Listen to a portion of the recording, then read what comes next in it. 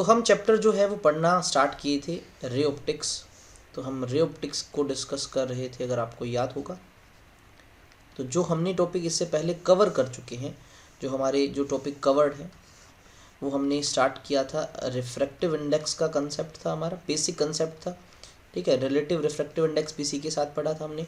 उसके बाद हमने बेसिक पढ़ा कि what is refraction of light, भाई रिफ्रैक्शन ऑफ लाइट होता क्या है, हमने इसको डिस्कस किया था। उसके बाद हमने डिस्कस किया था इसके लॉज को, लॉज ऑफ रिफ्रैक्शन, जिसमें सबसे मेन जो था हमने पढ़ा था स्नेल्स लॉ। ठीक है, इसके बाद हम इसके कुछ जनरलाइज एग्जांपल्स की बात कर रहे थे, जिसमें मैं आपको रियल और एपरेंट डेप्थ का कंसेप्ट बता रहा था, रियल एंड एपरेंट डेप्थ का कंसेप्ट बता रहा था। ठीक है, ये चीज़ें हमने ऑलरेडी डिस्कस कर ली हैं। तो आज की इस सेशन के अंदर हम स्टार्ट करते हैं हमारा जो सबसे पहला टॉपिक। तो हम उसमें हम डिस्कस करेंगे कि क्या होगा जब लाइट जो है वो एक ग्लास स्लैब में से पास होगी, ग्लास स्लैब में से पास होगी तो क्या होगा। ठीक है ना, उसको हम डिस्कस करेंगे। रियल और एपरेंट डेप्थ का थोड़ा सा मैं फिर से रिवाइज भी करवाऊंगा आपको। तो पहले हम पढ़ते हैं refraction through glass slab. Refraction किसका, ऑफ लाइट का। कौन सी लाइट, हम मोनोक्रोमेटिक लाइट की बात कर रहे हैं, हैविंग सिंगल वेवलेंथ। ठीक है, किसके थ्रू, थ्रू ग्लास स्लैब।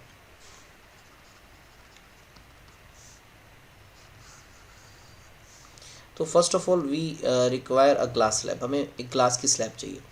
तो लेट अस सपोज हमारे पास एक ग्लास की स्लैब है। ठीक है, इस तरह से। तो ये हमारे पास एक ग्लास की स्लैब है। तो नेमिंग कर सकते हैं इसकी ABCD, जो भी जिस तरह से आप करना चाहो, इट्स ऑन यू। तो हमने इसका नाम रख दिया A, अरे P लिखा गया क्या, कोई बात नहीं, PQRS, हमने इस तरह से नेमिंग कर दी इसकी। एक ग्लास से बनी हुई है, यानी अगर मैं बाहर इधर बात करूं तो ये हमारा जो मीडियम है वो एयर है, विद रिफ्रैक्टिव इंडेक्स N1 लिख देता हूँ। ये हमारे पास ग्लास है विद रिफ्रैक्टिव इंडेक्स N2। तो जनरली एयर है तो इसकी वैल्यू 1 ही होती है, और ये ग्लास है, इसको मैं N लिख सकता हूँ। ठीक है, ऐसे इसको लिख सकते हैं।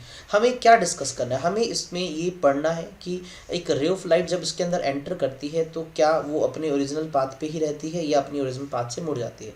हमें रिफ्रैक्शन को स्टडी करना है इस ग्लास स्लैब के अंदर से। तो सबसे पहले हमने क्या माना कि मान लीजिए कोई लाइट की रे इस पे आके गिर रही है। अब नॉर्मली सीधा गिराएंगे तो रिफ्रैक्शन नहीं होगा, दैट्स वाई मैंने उसको ओब्लिक इंसिडेंट करवाया, मैंने उसको ऐसे बना दिया कि ये रे कुछ इस तरह से आ रही है, इस तरह से रे जो है वो ट्रेवल होके आ रही है। इसका भी नाम देना चाहो तो लिख सकते हो, लेट अस सपोज ये जो रे है इसका नाम है AB। एक AB रे ये इंसिडेंट रे का काम कर रही है, यहाँ पर ये इंसिडेंट रे है जो किस पे इंसिडेंट कर रही है। अब आपको पता है कि जब लाइट की रे इंसिडेंट करेगी, अब सीधी तो जाएगी नहीं।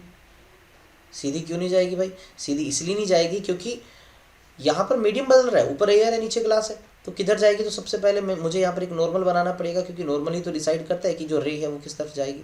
तो मैंने ये एक नॉर्मल बना दिया, यानी ये जो रे है इसके साथ एंगल I बना के अंदर एंटर कर रही है। जाएगी किधर उसको समझना है हमें। तो वैसे इसको जाना किधर चाहिए था, आप बताओ मुझे। इस रे को इसके अकॉर्डिंग देखा जाए तो भाई इसको इधर जाना चाहिए था, ये इसकी ओरिजिनल पाथ थी।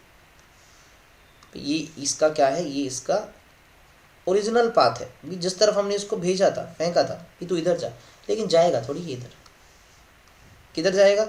अब देखते हैं इसको। अब आपको पता है कि जब रे ऑफ लाइट जो है वो एयर से ग्लास में एंटर कर रही है तो ये रेयर से डेंसर में जा रही है। तो रेयर से डेंसर होता है तो बेंड टुवार्ड द नॉर्मल हो जाता है, ये नॉर्मल की तरफ बेंड हो जाएगा। तो हमने वो दिखा दिया भी, लाइट की रे यहाँ से इधर की तरफ चल पड़ी, ये मान लीजिए यहाँ चली गई। ठीक है, इधर की तरफ नाम भी दे देते हैं इसका हम कुछ ना कुछ। लेट अस सपोज इसका मैंने नाम दे दिया BC, ये पॉइंट हमारा C पॉइंट है, BC यहाँ पर आके गिरती है इस तरह से। फिर क्या देखते हैं कि फिर से यार ये तो मीडियम बदल रहा है। अगर आप जरा ध्यान दें, मीडियम फिर से बदल रहा है, क्योंकि अब ये ग्लास एयर में जाएगी तो फिर से ये बेंड होगी। तो पहले मैंने यहाँ पर क्या बना दिया, एक नॉर्मल फिर से ड्रॉ कर दिया, ताकि मुझे पता लग सके कि ये रे जा किधर रही है। तो अब आपको पता है ये रेयर से डेंसर जा रही है या डेंसर से रेयर, ये सर डेंसर से रेयर जा रही है। अब ये हो जाएगी अपनी ओरिजिनल पाथ से, फाइनली ये रे यहाँ से बाहर आ गई। देखो क्या कंसेप्ट हुआ, एक लाइट की रे A से B आई, ऐसे यहाँ पर गिरी, मीडियम बदल रहा है तो लाइट की रे को बेंड टुवार्ड नॉर्मल, मतलब थोड़ा इधर खिसकना पड़ा। लेट अस सपोज यहाँ पर ये एंगल R बना के इधर एंटर कर रहा है। फिर जैसे ही लाइट की रे अब यहाँ इस सरफेस पे पहुंची, फिर से रिफ्रैक्शन हुआ और फाइनली रे इस तरह से बाहर आ गई। इस बाहर निकलने वाली रे को नाम दे दिया CD। तो इस रे को बोलते हैं इमरजेंट रे, बिकॉज ये इमर्ज हो रही है, ये इमरजेंट रे है। और ये जिस एंगल के साथ बाहर निकल रही है इसको एंगल ऑफ इमर्जेंस बोल देते हैं, ई से रिप्रेजेंट किया। और मुझे यहाँ इस डायग्राम को देख के ये तो बात एक बहुत अच्छे से समझ आ रही है कि जो ए बी रे है वो अपनी ओरिजिनल पाथ पे नहीं जा पाई, वो फाइनली सी डी रे बन के बाहर निकल गई। तो ये अपनी ओरिजिनल पाथ के पैरेलल ही है। अगर आप देखो जरा इस लाइन को ये पैरेलल ही है, बट इन दोनों में डिफरेंस क्या है कि ये जो रे है इतना डिस्टेंस क्या हो गई, शिफ्ट हो गई। इसको कहा जाता है लेटरल शिफ्ट। क्या कहा जाता है? लेटरल शिफ्ट कहा जाता है। अपनी ओरिजिनल पाथ से किधर शिफ्ट होगी, जैसे इधर रे जाना चाहते थे इससे थोड़ा सा इधर शिफ्ट होगी। तो यानी एक ग्लास प्रिज्म क्या करता है, जब भी ग्लास प्रिज्म में से लाइट की रे पास होती है तो वो क्या हो जाती है, शिफ्ट हो जाती है। ठीक है, देयर इज, मैं से इसको लिखना चाहूँ, एक second, okay, there is no deviation, there is no deviation, it have only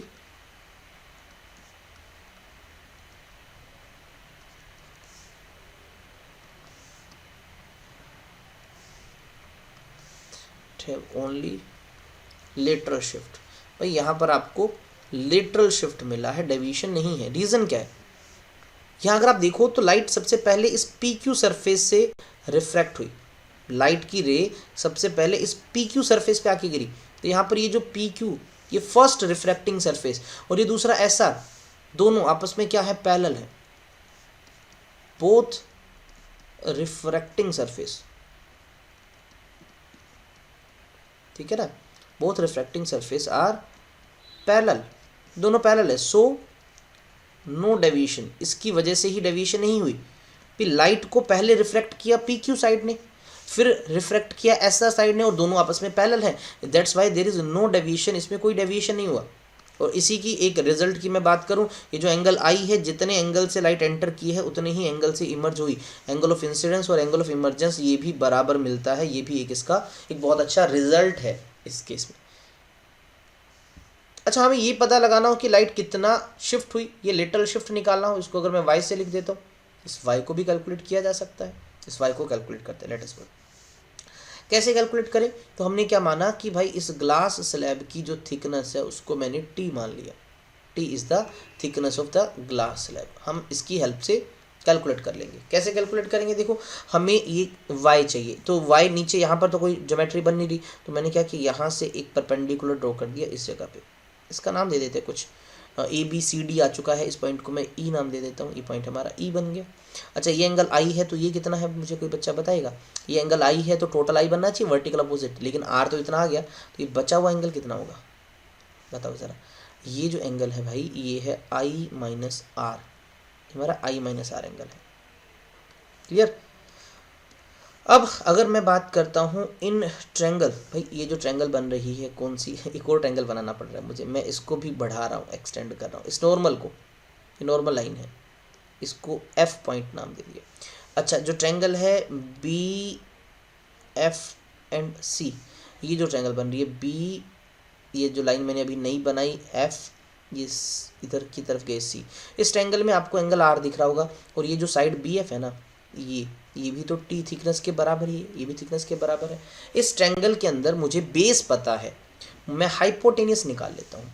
तो आपको शायद पंडित बद्री प्रसाद वाली कहानी पता होगी, पंडित बद्री प्रसाद हर हर बोले, भाई मेरे पास बेस है, मुझे हाइपोटेनियस चाहिए, तो हमें कोस यूज़ करना पड़ेगा। तो इस ट्रायंगल में मुझे बताओ कोस ऑफ एंगल R किसके बराबर होगा, ये होगा base, that is T divide by hypotenuse जो कि है BC।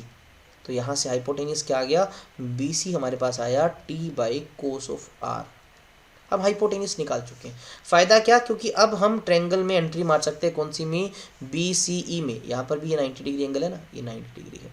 अब हम ट्रायंगल कौन सी बात कर रहे हैं, BEC या BCE, जिसकी भी बात करो। अब इस ट्रायंगल के अंदर आपको क्या है, ये एंगल पता है I माइनस R, इस केस में मुझे परपेंडिकुलर निकालना है और हाइपोटेनियस पता है, तो इस बार हम साइन थीटा यूज़ करेंगे। तो sine of angle I minus R is equals to, क्योंकि साइन होता है परपेंडिकुलर बाय हाइपोटेनियस, परपेंडिकुलर हमें निकालना है CE y के बराबर ही तो है, ठीक है, CE जो कि y के बराबर है, डिवाइड बाय हाइपोटेनियस जो अभी अभी हमने निकाला BC, दैट इज आपको ये भी पता है। तो हमारे पास y यहाँ से कितना आएगा, y हमारे पास आया BC multiply by sine of i minus R. तो BC की वैल्यू यार अभी भी तो कैलकुलेट की, क्या, t divide by cos of r, और ये है क्या, sine of i minus R. तो हमारे पास ये फॉर्मूला बन गया किसका, लेटरल शिफ्ट का फॉर्मूला बन गया।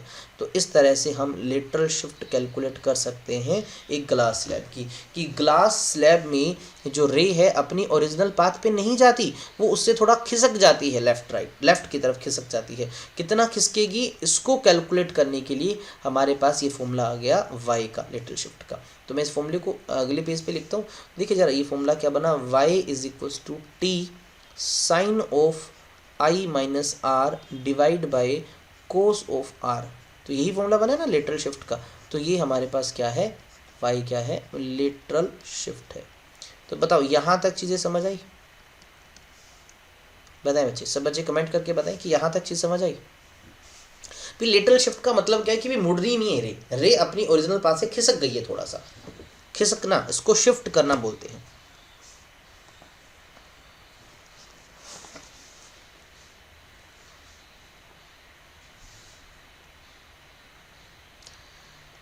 ओके चलिए नेक्स्ट देखिए। अब इसके कुछ केसेस को डिस्कस करते हैं, इसके कुछ स्पेशल केसेस।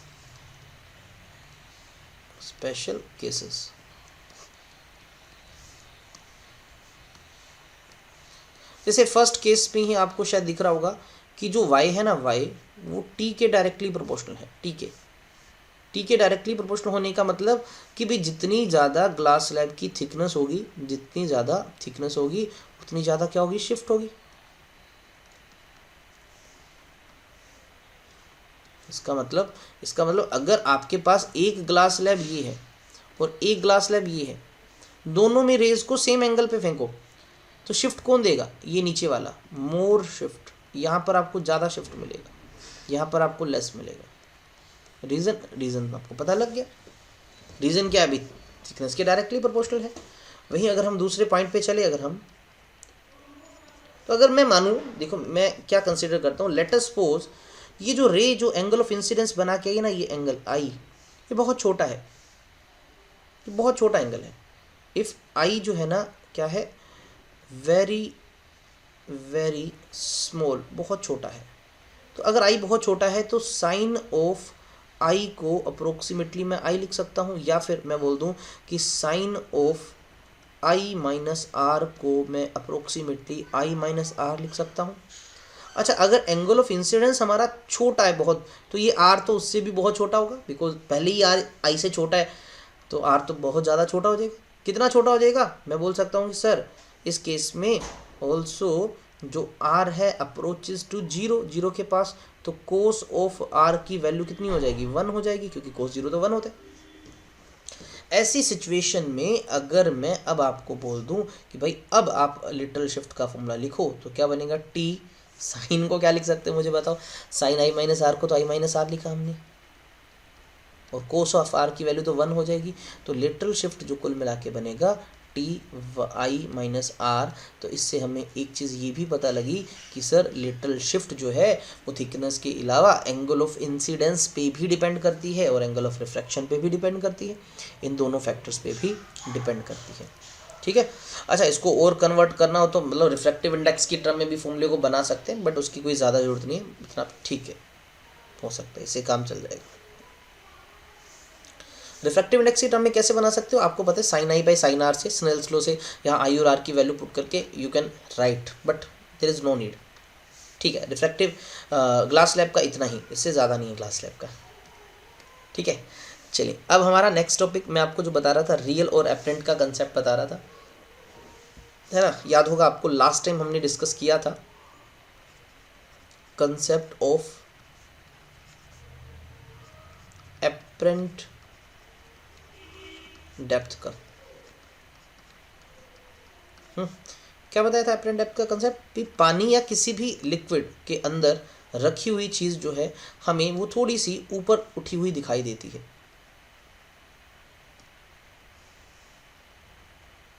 कैसे डायग्राम भी बनाया था अगर आपको याद होगा।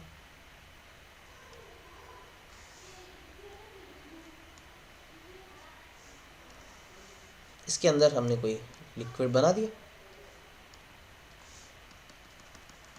यहाँ तक बना दिया, तो ये हमने ये लाइन बना दी, इंडिकेट करा भी यहाँ तक लेवल है उस लिक्विड का। ये सारा लिक्विड है, कोई भी लिक्विड हो सकता है भाई, जरूरी नहीं कि पानी ही हर बार लिया जाए, ये ज़रूरी नहीं है। बाहर का रिफ्रैक्टिव इंडेक्स मान लीजिए N1 है, दैट इज़ 1 एयर है भाई, और इस लिक्विड का मान लो भाई N2 है, दैट इज़ N लिख देता हूँ, जो भी हमारा लिक्विड है। जनरली ये भी पानी लिया जाता है यार। हमने यहाँ पर कोई ऑब्जेक्ट कंसीडर कर लिया, बिल्कुल नीचे इसमें बॉटम में, यहाँ पर हमारा एक ऑब्जेक्ट है, O से रिप्रेजेंट किया। अब आपको पता है भाई इसकी ओरिजिनल जो डेप्थ है वो यहाँ से लेके यहाँ तक है, इसको भी हमने रिप्रेजेंट किया था, शायद X से लिखा था अगर मुझे याद आ रहा है। इसको कहा था this is a real depth, ये भाई इसकी रियल डेप्थ है जितना सच में नीचे है, बट रिफ्रैक्शन की वजह से ये यहाँ थोड़ी दिखाई देगा। कहाँ दिखाई देगा, बना लेते हैं भाई, इससे तो काफ़ी सारी रेज निकल रही होंगी। तो मैंने क्या किया, इनमें से कुछ रेज को ड्रॉ कर दिया। जैसे मैंने एक रे को ये बनाया और एक रे हम इधर की तरफ दिखा देते हैं, ठीक है। ये वाली रे अगर हम बात करें तो सीधी निकल जाएगी, रीज़न क्या है, क्योंकि नॉर्मली गिर रही है। लेकिन ये वाली रे सीधी थोड़ी जाएगी, ये तो अवे हो जाएगी, क्योंकि भाई किस में से जा रही है, डेंसर में से रेयर में जा रही है, अवे तो होगी। तो चलो एंगल्स भी थोड़े से दिखाई देते हैं हम इनके साथ। तो भाई इसका एंगल यहाँ पर दिखाएं, तो मैंने यहाँ पर नॉर्मल बनाया, तो मुझे पता है कि अगर ये यहाँ पर एंगल ऑफ इंसिडेंस बना रहा है I, तो ये एंगल ऑफ रिफ्रैक्शन है R। ऐसे कुछ और है। अच्छा ये तो सीधी चली गई, इस पर कोई फ़र्क नहीं पड़ा। इस पॉइंट को मैं A नाम दे देता हूँ और इस पॉइंट को नाम दे देता हूँ B। अब हो क्या रहा है कि भाई ये जो रेज हैं, ये रे एक बंदे को ये मिल रही है, एक ये मिल रही है। तो जब इसको बैक में ड्रॉ करते हैं तो शायद हमें ऐसे लगता है कि ये रे यहाँ से निकली है, और इसको बैक में ड्रॉ करें तो ये यहाँ से, तो यहाँ पर हमें ये ऑब्जेक्ट दिखाई देता है जो सच में O पे है, हमें O डैश पे दिखाई देता है। और ये जो डिस्टेंस है ना, इसको बोल देते हैं एपरेंट डेप्थ। ये Y क्या है, एपरेंट डेप्थ है, तो वो काफ़ी नीचे, लेकिन हमें वो ऊपर दिखाई देता है। इसी को तो समझना है, ऐसा क्यों। ये सर इसलिए हुआ क्योंकि यहाँ पर रे मुड़ गई, यहाँ पर रे मुड़ गई। तो हमने एक फॉर्मूला भी बनाया था लास्ट टाइम, अगर आपको याद होगा। किसी को याद है क्या फॉर्मूला, वो बताओ जरा, किसी को फॉर्मूला याद है रियल डेप्थ और एपरेंट डेप्थ का। देखो इससे शिफ्ट वाले क्वेश्चन बनते हैं, इसलिए मैं आपको बता रहा हूँ। वैसे तो इसको ड्राइव भी किया जा सकता है, मैंने आपको तरीका भी बताया था। चलो आज थोड़ा सा ड्राइव भी कर लेते हैं। देखिए सबसे पहले ये एक बात याद रखिए कि एक्चुअल में जो रेज है ना, OA और OB ऑलमोस्ट नियर है।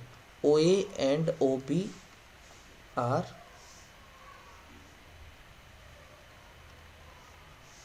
ऑलमोस्ट नियर, एक दूसरे के बहुत पास हैं, रियलिटी में बहुत पास होती हैं, बहुत पास, ठीक है। ऐसे ही O'(A) और O'(B) भी नज़दीक होती हैं। O'(A) is almost equals to O'(B), जैसे इन दोनों को मैंने माना, ये कंडीशन होती है। अच्छा अब देखिए ज़रा, मैंने ये एंगल बनाया सबसे पहले, ये वाला कितना होगा, ये अगर एंगल I है तो ये भी एंगल I होगा, ये एंगल पूरा मेरे भाई R है तो ये भी एंगल R होगा, है ना। तो सबसे पहले क्या किया मैंने, इस पॉइंट B पे, एट पॉइंट B पे स्नेल्स लॉ यूज़ किया, यूजिंग स्नेल्स लॉ। भाई स्नेल्स लॉ क्या कहता है कि इससे ऊपर तो मीडियम कौन सा है सर, एयर है, नीचे कौन सा है, ग्लास है, सॉरी लिक्विड का है। तो स्नेल्स लॉ कहता है कि दोनों तरफ का जो एंगल्स है और दोनों तरफ का रिफ्रैक्टिव इंडेक्स है, उनको रेशो में लिख लो। या फिर देखो नीचे वाले का रिफ्रैक्टिव इंडेक्स भाई N है, इस वाले का, ठीक है, N2 मैं लिखता हूँ एग्जैक्टली। और नीचे एंगल कितना है, साइन I, तो साइन ऑफ I बराबर में ऊपर वाले का N1 है, और एंगल कितना ऊपर R है, तो साइन ऑफ R। तो हमारे पास ये वैल्यू आ गई sine I by sine R की, ठीक है। अब हमें साइन I और साइन R की वैल्यूज ही पुट करनी है, और ये हमारे पास क्वेश्चन ऑलमोस्ट सॉल्व हो जाएगा। इसको मैं एक बार इक्वेशन नंबर 1 मान लेता हूँ। अब साइन I और साइन R की वैल्यू निकाले कहाँ से, तो ये दो एंगल दिख रहे हैं ना, तो मैंने पहले ट्रायंगल कंसीडर किया I के लिए, तो ये AOB ट्रायंगल, AOB इस ट्रायंगल में साइन ऑफ I निकाल लीजिए। तो साइन ऑफ I होता क्या है, वही पंडित बद्री प्रसाद याद है, पंडित बद्री प्रसाद हर हर बोले, तो साइन होता है परपेंडिकुलर बाय हाइपोटेनस। अब ट्रायंगल AOB या फिर OAB के अंदर परपेंडिकुलर तो हमारा क्या हुआ, AB हुआ, यही हुआ ना, परपेंडिकुलर हुआ हमारा AB, और हमारा जो सॉरी हाइपोटेनस क्या हुआ, हाइपोटेनस हुआ OB, तो लिखा भी AB बाय OB, ठीक है। इसी तरह से अब मैं ट्रायंगल R वाले में देखता हूँ एंगल, तो वो ट्रायंगल है हमारी AO'(B), इस ट्रायंगल में हमने निकाला साइन ऑफ R, तो साइन ऑफ R भी क्या होगा भाई, परपेंडिकुलर, यानी AB बाय में O'(A), यही होगा, O'(B) sorry hypotenuse O dash B है, यहाँ पर इसको लिख दिया। अब दोनों वैल्यूज पुट कर दी इन इक्वेशन नंबर 1 के अंदर, दोनों वैल्यूज इक्वेशन नंबर 1 में लिखी तो भाई ये आया N2 इंटू में AB by OB is equals to N1 AB by O dash B। भाई कुछ कैंसिल वैंसिल हो रहा है, AB से AB कैंसिल हुआ। अच्छा ये बना N2 बाई OB। अच्छा OB क्या है, O से B ऑलमोस्ट OA के बराबर है, मैंने पहली ही लाइन में लिखा तो इसको ऑलमोस्ट OA लिख दे is equals to N1 by O dash B। O dash B को ऑलमोस्ट O डैश A लिख सकते हैं, O डैश A लिख सकते हैं।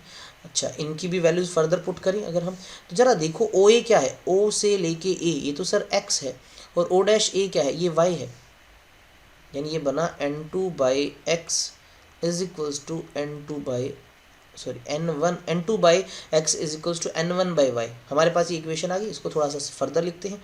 क्या लिखा मैंने, N2 by X is equals to N1 by Y। यहाँ पर Y जो आया वो किधर आया, वो आया N1 बाई N2 इंटू में X। ये है भैया हमारा apparent depth is equals to N1 by N2 और X हमारा क्या है, ये है मेरे भाई रियल डेप्थ। तो हमारे पास ये फॉर्मूला ड्राइव हुआ। वैसे कल मैंने डायरेक्ट भी बता दिया था आपको, ये वाला फॉर्मूला हमारा ड्राइव हो गया। तो इस तरह से हम ये कैलकुलेट कर सकते हैं भाई कितना है, कितने पे दिखाई दे रहा है। अब जनरली आपको पता है कि N1 को हमने क्या ले रखा है, N1 को हमने A ले रखा है, 1 ले रखा है, और N2 को हमने N लिख रखा है। ये फॉर्मूला क्या बन जाएगा भाई, एपरेंट डेप्थ जो आएगा वो क्या आ जाएगा 1 बाई N, और ये क्या है रियल डेप्थ, ठीक है, इंटू में रियल डेप्थ। ये हमारे पास फॉर्मूला बन गया। अच्छा अब अगर मैं शिफ्ट निकालना चाहूँ, भाई कितना शिफ्ट कर दिया इसने इमेज को, तो शिफ्ट निकालना है तो डेल्टा ऑफ, मैं उसको मान लीजिए x लिख देता हूँ। किसके बराबर होगा, ओरिजिनल है x, दिखा रहा है y पे, तो इनका जो डिफरेंस है दैट इज शिफ्ट। जैसे इस डायग्राम में अगर आप देख पाओ तो ये है शिफ्ट, कौन सा, इतना इतना, ये जो है दिस इज डेल्टा x, ये है इतना शिफ्ट कर दिया भाई इसने, ऊपर ले गया इतना। ये शिफ्ट निकालना चाहें तो हम निकाल सकते हैं x माइनस वाई। अब x तो x रखता हूँ, y को क्या लिखा जा सकता है, y को लिखा जा सकता है N1 by N2 into x. तो यहाँ से x कॉमन आया, 1 माइनस N1 बाई N2, तो ये फॉर्मूला आ गया ये आया सिंपली शिफ्ट का। अच्छा इसको थोड़ा सा और चेंज करना चाहें तो मुझे पता है हमने क्या कर रखा है, इसको 1 मान रखा है, इसको n मान रखा है, तो इस फॉर्मूले से आप शिफ्ट भी निकाल सकते हो जब एयर और किसी लिक्विड की बात करेंगे। क्लियर, तो ये आपके पास आ जाता है फॉर्मूला। ये इंपॉर्टेंट फॉर्मूला है, कुछ क्वेश्चंस मिल सकते हैं तुम्हें बेसिक से इसके ऊपर बेस्ड, ये चीज़ याद रखेंगे आप सब बच्चे।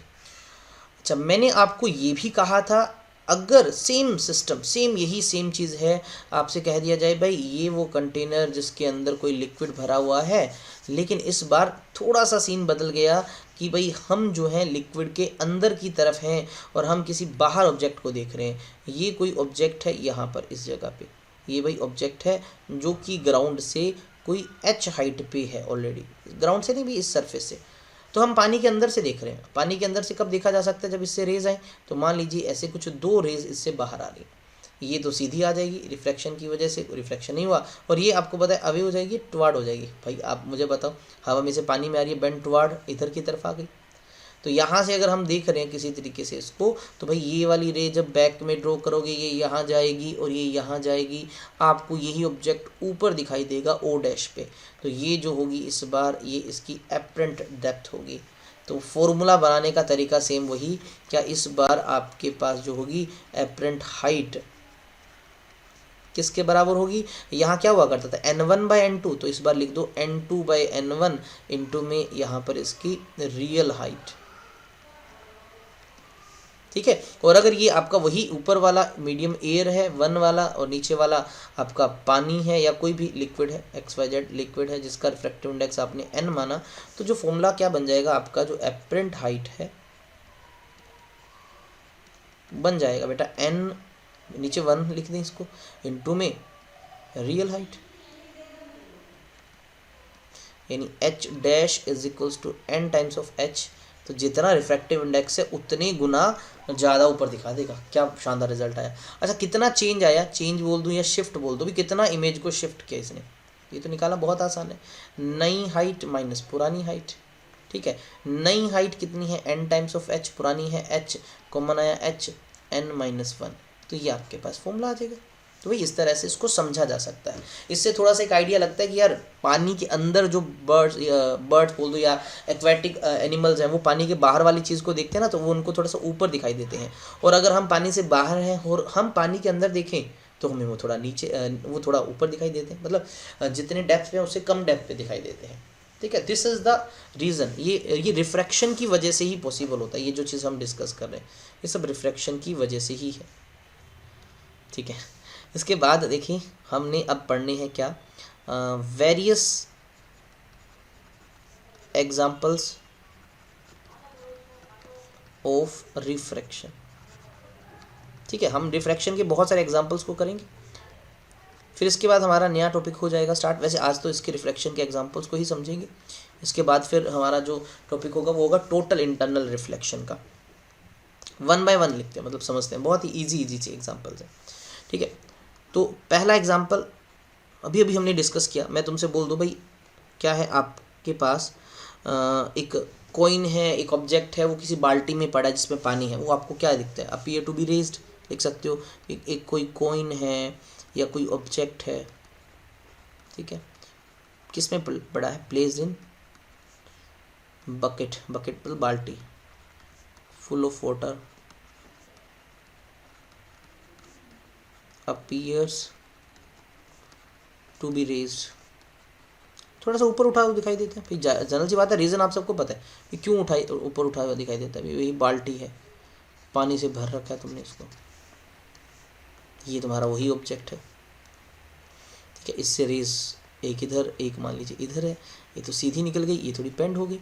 जब बैक में ड्रॉ किया ये यहाँ से हमें दिखेगा थोड़ा, मतलब ये तो बहुत ज़्यादा ऊपर उठा दिया, but refraction is the reason behind this. भी ऐसा क्यों हुआ, ये रिफ्रैक्शन इसका रीज़न था।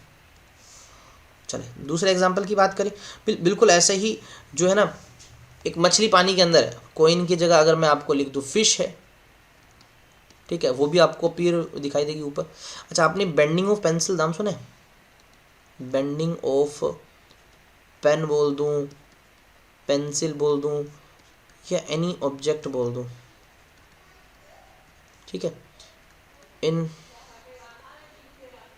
Air water interface.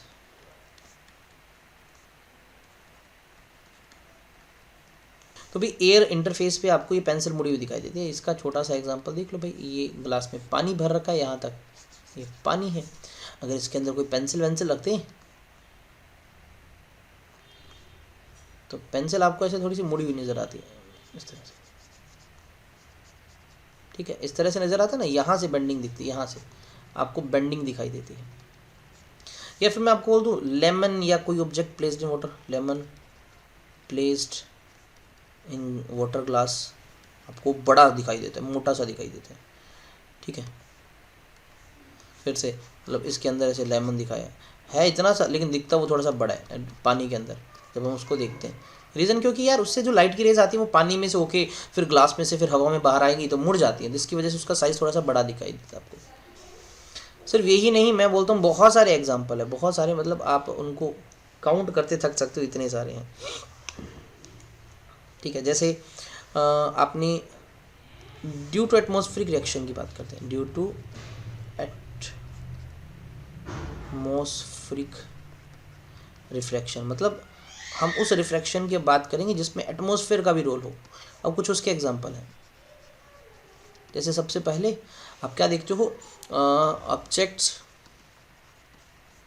Scene above hot air या अबव फायर।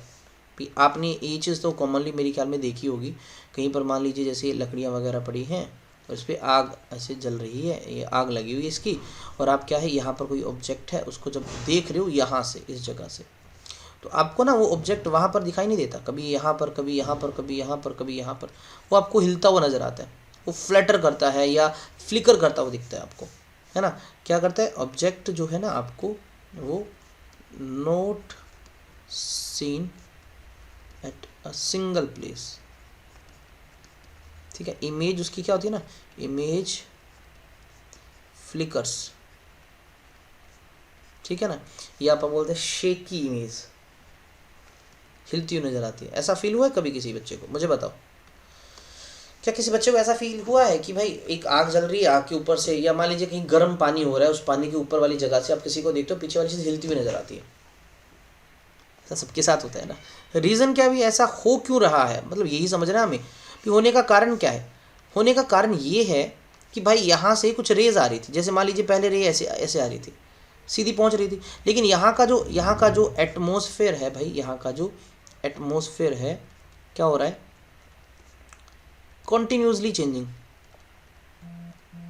Continuously changing. कैसे चेंज हो रहा है भाई? यहाँ पर नीचे आग लगी हुई है, आग लगी होने से क्या होता है कि यहाँ की जो हवा है हल्की होकर ऊपर उठती है, तो कंटिन्यूसली चेंज होगा, तो इसका जो रिफ्रैक्टिव इंडेक्स है वो क्या होगा बेटा, वो चेंज होगा। रिफ्रैक्टिव इंडेक्स जब चेंज होगा तो उससे होगा क्या, लाइट जो है ना वो बेंड होगी, क्योंकि मीडियम का रिफ्रैक्टिव इंडेक्स बदलने से लाइट बेंड हो जाएगी। तो क्या पता दूसरी बार इधर की तरफ चली जाए, क्या पता इधर चली जाए, इधर जाएगी तो हमें लगेगा भी ये ऑब्जेक्ट यहाँ है, इधर चलेगी तो हमें ये ऑब्जेक्ट थोड़ा सा नीचे दिखाई देगा। यानी एक पोजीशन पे लाइट नहीं पहुँच पाएगी, वो अपनी ओरिजिनल पाथ से इधर उधर पहुँचेगी। दैट्स वाई हमें वो बेंडिंग दिखाई देता है। ठीक है। अच्छा, आपने ट्विंकलिंग ऑफ स्टार नाम तो सुना ही होगा। स्टार ट्विंकल करते हैं, प्लेनेट ट्विंकल नहीं करते भाई। इसका भी रीज़न क्या है? पहला तो यही है कि जो स्टार्स होते हैं ना, stars act as point size source, मतलब एक तो बहुत छोटे से, दूसरा क्या है, एटमॉस्फेयर का रिफ्रैक्शन, एटमॉस्फेरिक रिफ्रैक्शन। अभी इसको थोड़ा सा बना के देखते हैं। ठीक है, तो हमने क्या किया, मान लीजिए हमारे पास ये कुछ इस तरह से हमारा अर्थ है। ठीक है, अर्थ इस तरह से बना लिया। अब अर्थ का पहली बात समझ लो, एटमॉस्फेयर यूनिफॉर्म नहीं है, एक जैसा नहीं है, और एक प्रॉपर कोई ऐसे लेयर भी नहीं है, बोल सकते हैं भी यहाँ से यहाँ तक हमारा एटमॉस्फेयर है। एक रैंडम सा हमने बना लिया डायग्राम। ठीक है, इस तरह से हमने बना लिया डायग्राम। अब ये मान लीजिए कोई स्टार है, ये कोई स्टार है, और ये अपनी एक्चुअल पोजीशन पे, ये इसकी एक्चुअल पोजीशन है, जहाँ पर है वो स्टार यहाँ पर है, लाइट एमिट करता है, आपको पता है। अच्छा, आपको ये भी पता है कि हमारे अर्थ का एटमॉस्फेयर जो है उसका रिफ्रैक्टिव इंडेक्स भी कीप ऑन चेंजिंग, लगातार बदलता रहता है, यूनिफॉर्म थोड़ी है।